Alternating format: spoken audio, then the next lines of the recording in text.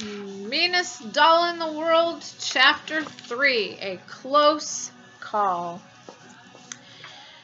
Remember that they had gone upstairs and Annabelle had gotten tangled in a spider web and she was not feeling so good about herself at the time. Hey, my hair. Even though going down the stairs was easier than going up, the dolls had to take their time. The attic stairs were not carpeted, so Annabelle and Tiffany and Auntie Sarah moved quietly and cautiously. Every time Annabelle looked at the floor below, she couldn't help but worry what would happen if she were to slip and fall the rest of the way down. She didn't mention this, though, as brave Auntie Sarah and Tiffany scrambled ahead of her. When they reached the bottom, Annabelle peered around the door. Remember, peered is that word that means looked. "It must be later than we think," she whispered. "There's a lot of light in the hallway." "By my calculations, it couldn't be later than 5 o'clock, said Auntie Sarah. 5 o'clock! Exclaimed Annabelle. "We were supposed to be home by 4. Mama and Papa." Tiffany gave Annabelle a little push into the hall. "Well, let's not waste time talking about it," she said. "Hurry up, run." Annabelle and Tiffany ran into the hallway ahead of Auntie Sarah. They had just passed Nora's room when Annabelle screeched to a halt and let out a small shriek. "Ah!" "What's wrong?" asked Tiffany. "I heard something." And at that moment, Annabelle, staring ahead of her, saw a pair of bare feet step from Kate's room into the hall. She almost shrieked again, but Tiffany clapped a hand over her mouth.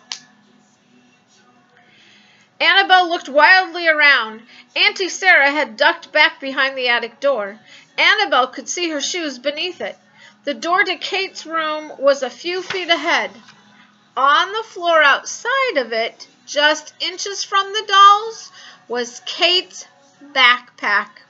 "Quick," said Tiffany in a loud whisper. "The attic!"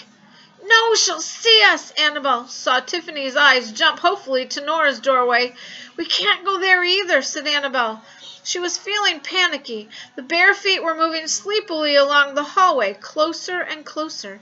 In a flash, Annabelle grabbed Tiffany by the wrist and yanked her toward the backpack. "In here," she said. Annabelle dove headfirst into the largest compartment of the backpack with Tiffany just behind her. You can only see Annabelle's feet and Tiffany right behind her.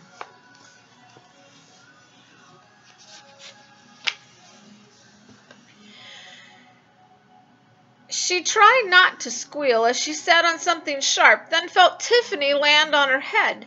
The girls huddled together, breathing heavily and listening to the sounds from the hallway. They heard Kate's footsteps pad into the bathroom. Then the bathroom door was closed gently. "Safe!" exclaimed Tiffany softly. "That was a close call. Good thinking, Annabelle." "Thank you. I hope Auntie Sarah saw us hide in here," Annabelle whispered. She frowned. How on earth could she have made such a mistake? If Kate is already up, it must be much later than 5. "Well, we can't worry about that now," replied Tiffany. "We have to figure out what to do. Do you think we have time to get out of here?" Annabelle didn't have a chance to answer. The girls heard the bathroom door open again. "Okay, as soon as Kate goes back to her room," Tiffany said quickly, "we'll climb out and run into Nora's room. She's probably still asleep. You can hide with my family, and we'll just have to hope Kate won't notice you missing from—" "Shh!" hissed Annabelle suddenly. "Shh! Shh!" Tiffany stopped talking as a hand appeared above the backpack and with a loud zip closed it up, leaving Annabelle and Tiffany in darkness.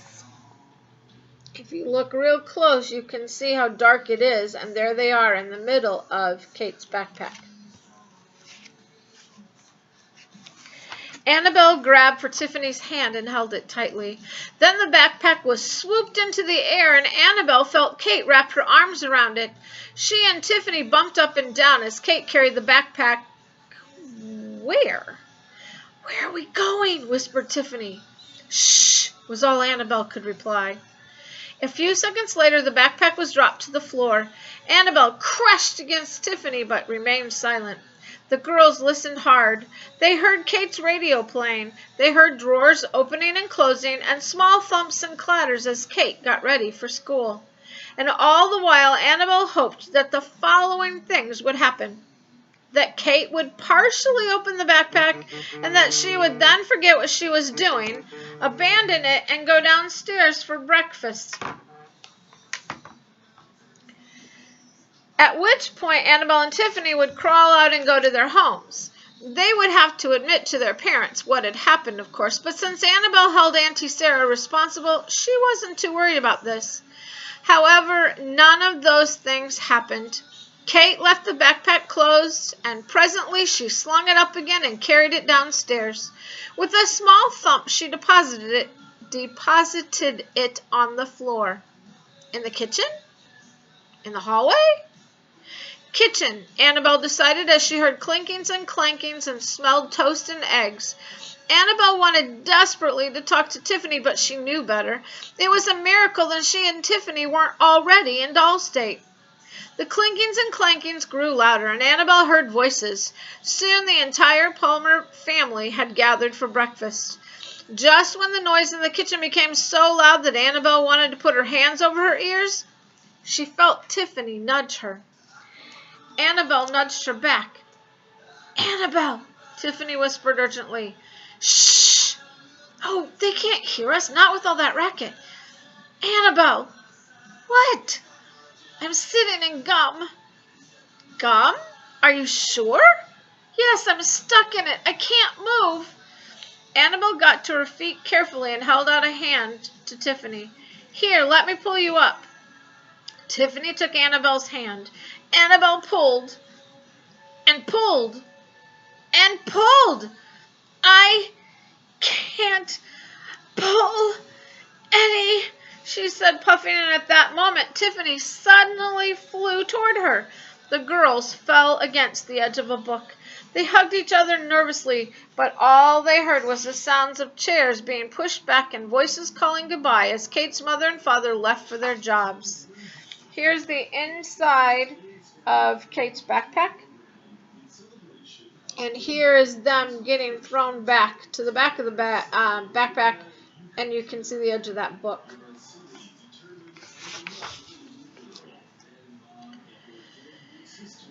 Everybody left, and then, "Nora, hurry up!" called Kate as once again the backpack was lifted into the air. Annabelle heard Grandma Catherine say, "Here, Kate, let me help you with that." And she and Tiffany were jostled about as Kate struggled to put her arms through the straps of the backpack. "Oh, there you are," said Kate a minute later. "Come on, Nora, let's go." "Goodbye, girls," said Grandma Catherine. "See you later." "Bye," Kate and Nora called back. A door closed, and Annabelle Doll was outdoors. She couldn't help whispering to Tiffany, "We're outdoors, outdoors! I've never, ever been outdoors. I mean, not since our packing carton was delivered to Gertrude, and that was over 100 years ago." Tiffany gripped Annabelle's hand even harder. "I think we're going to school," she said. Bump, bump, bump. Kate Palmer ran. She skipped. She plopped down on the sidewalk and retied her sneaker. She played a game of hopscotch with Nora when they found a hopscotch court chalked onto the sidewalk near school. Every time Kate moved, Annabelle and Tiffany were bounced or jostled or thrown from side to side. It was a horribly uncomfortable ride, and yet Annabelle had to admit that it was an exciting adventure. "Nora," said Kate suddenly, "I want to save my hopscotch rock. Can you put it in my backpack for me?" "Sure," replied Nora, and the backpack was unzipped, and a small rock was tossed inside. It tumbled through the heap of books and papers and settled in Tiffany's lap. "Thanks," said Kate. Nora didn't bother to zip the backpack closed, and a small amount of sunlight filtered down to Annabelle. She looked around. She was sitting on the edge of a paperback book. "Mary Poppins," she whispered as she read the writing on the spine. Next to her was a pencil covered with tooth marks, the eraser chewed off. We've had some of those in our room, haven't we? On the other side of the pencil was Tiffany. Her legs were tucked under a piece of paper, the rock, resting in her lap. Can you see her? There's the pencil. There's Tiffany holding the little rock. It's not so little when you look at Tiffany. Help! Get this off of me! Tiffany hissed. It weighs a ton! As Annabelle huffed and pushed, Kate let out a yell. Harmony! Ayanna! Hi! And then, hi, Rachel! Kate stood still for a moment. All right, Nora, there's Martha. You walk with her to your classroom. Grandma Catherine will pick you up when kindergarten's over, okay? Okay, bye, Kate. Annabelle heard Nora's footsteps running off, and then she heard so many voices all at once that she couldn't even tell who was talking. Kate, look what Harmony got yesterday. I didn't finish our reading homework. Did you, Rachel? The science fair is coming up. Oh, no, there's Francine. Don't let her see us. With this, the backpack lurched as Kate broke into a run. For a few minutes, all Annabelle heard was heavy panting and the sound of running feet. Presently, the light in the backpack grew dimmer and the noises changed from outdoor sounds to a roar of loud voices. Annabelle smelled new smells she couldn't quite identify. She looked up and saw a beige ceiling lurch by, dotted with dim lights. Tiffany, she dared to whisper. I think we're in Kate's school. Who's Francine? Asked Tiffany. That girl Kate keeps talking about. The backpack suddenly tipped from side to side, then was dropped to the ground. Annabelle looked up just in time. Can you see it?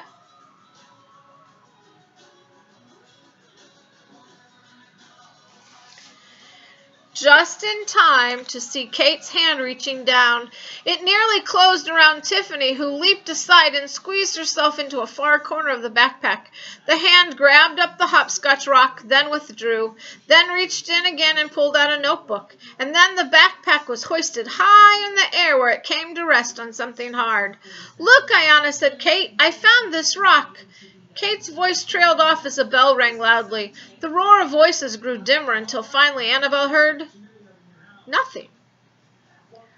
What happened? Where is everybody? Asked Tiffany. In their classrooms, replied Annabelle importantly.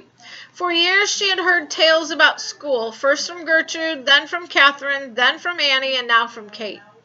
Tiffany knew very little about school. Where are we? She asked. Maybe over Kate's coat hook? Annabelle and Tiffany waited. When they had heard nothing for several minutes, Tiffany dared to paw through the things in the backpack and peer through the opening in the zipper. What do you see? Asked Annabelle. A long, long, long room. The hallway, I guess. It's lined with coats hanging on hooks, and there are these shelves above the hooks, and I see lunches and backpacks and sneakers and things on them. And on the floor under the coat hooks are more backpacks and sneakers. Are there any people in the hall? Nope. Where are we? Asked Annabelle. On one of the shelves. Oh. Annabelle got to her feet and stood next to Tiffany, peeking through the opening. See them? Wouldn't that be funny to walk by and see dolls peeking out the top of a book bag? Just think, she said, we can spend all day watching from here and no one will see us. When we get home, we'll be able to tell everyone what school is like. We could tell them even more if we could visit the classrooms. Oh, well, said Annabelle. We ought to have enough time, murmured Tiffany, looking down. For what? An exploration in school. Oh, Tiffany, we can't. Why not? We have all day. I don't want to be stuck here for hours and hours. We can sneak out and look around, then get in Kate's backpack again before school's over. But, Tiffany, look how high up we are. How are we going to get down to the floor? Oh, I'm sure there's a way, Tiffany replied, sticking her head through the opening. Now you see, this is exactly what your Aunt Spider farm would be good for. We need one of those ladders she was talking about. Oh, well, said Annabelle again. But we don't have one, so we'll just have to figure something else out. Come on, Annabelle. Annabelle climbed out of the backpack after Tiffany and sat on the edge of the shelf. Okay, said Tiffany, we'll slide down the straps of the backpack to Kate's coat and then crawl down the coat until we can drop to the floor. Annabelle said nothing. Come on, we have to go. When are we ever going to be in school again? Okay, so here is a picture of the hallway. And you can see them sitting on the shelf and how Tiffany had said they'd hang or crawl down the straps to her coat, crawl down the coat to the floor. And look, there's a soft spot there. So their hallway is kind of like ours. We can make a connection to our school, except that all of our mess like this are all in lockers, and our lockers make our hallways look a little neater than this hallway right here. This is a once-in-a-lifetime opportunity. You're not going to let it go by, are you? And Annabelle, picturing herself sitting alone in the soap dish, said, No, I'm not. Okay, let's go. Chapter 4 is called The Dolls at School, but you'll have to turn in tomorrow to hear. Have a good day.